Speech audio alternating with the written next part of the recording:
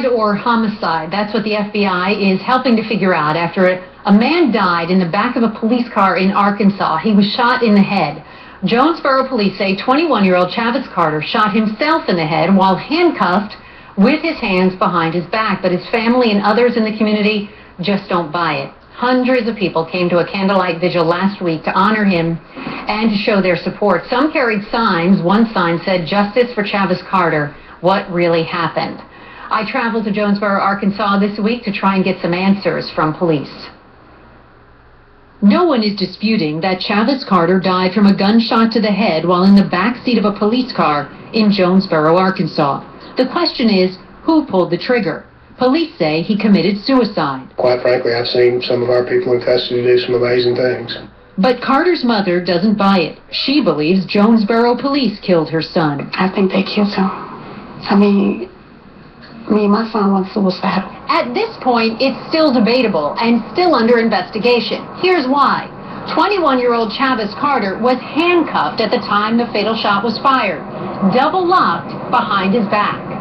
Is it even possible, physically, to be handcuffed behind your back and somehow pull the trigger on a gun that you weren't holding when you were handcuffed? The average person that's never been in handcuffs, that's never been around inmates and people in custody would react exactly the same way that you just did about how can that be possible? Well, the fact of it is, it's very possible, and it's quite easy.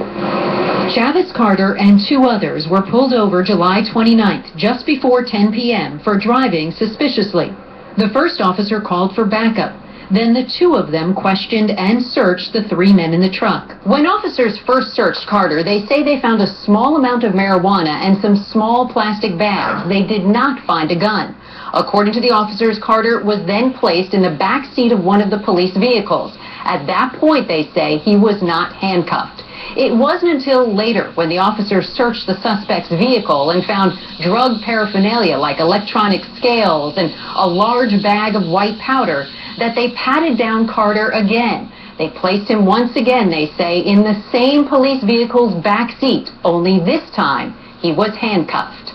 How Carter managed to shoot himself while handcuffed, using a concealed weapon police missed during not one but two searches, is a mystery to many, including the FBI, who was looking into it. In their searching, they find a small bag, $10 worth of marijuana, but they miss a gun? Apparently.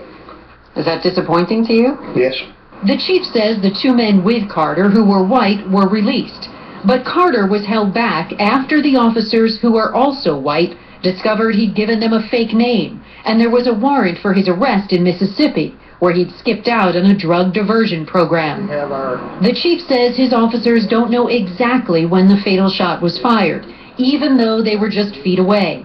According to this incident report, one of the officers heard, quote, a loud thump with a metallic sound, but thought it came from a vehicle that ran over a piece of metal on the roadway. Don't your officers know the sound of a gun being fired? One would think, but when those guns are in a confined space like the rear of a police car, it could be very, very different.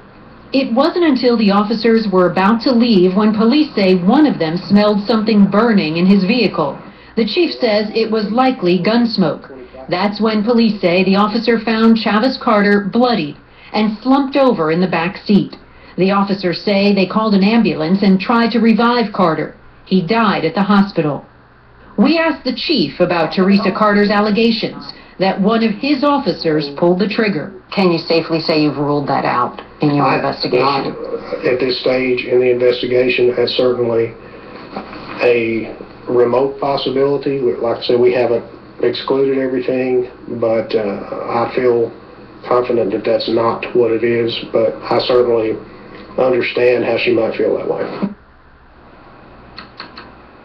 Carter's mother says it all just doesn't add up. She says that her son was shot in the right temple, even though he's left-handed. Police would only say he was shot in the head. So clearly, many questions surrounding the police account of what happened. I'll talk about this case with our legal contributor, Paul Callan.